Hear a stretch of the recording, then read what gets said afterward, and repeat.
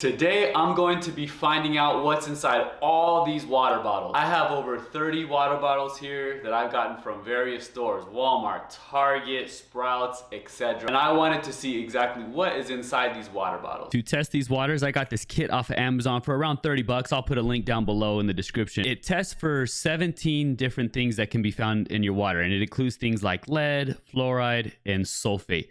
It also comes with 2 bacteria kits that you can test the water with, but I didn't use those. I mainly just stuck to the strips. And lastly, here's the chart on the bottle that the strips come in that kind of gives you like a measurement. So it'll show you like the pH, the hardness, and what you're gonna do. You're gonna put the strip in the water. When you take it out, it's gonna show different colors, and then you compare those colors to this chart. I'll put on the left side, I'll put this chart, on the right side the strip, so you can see. And I'm gonna go in alphabetical order. If you want to jump around, I'll break it down in chapters down below if you just want to jump to a specific water brand that you use. But without any further ado, let's get to the waters.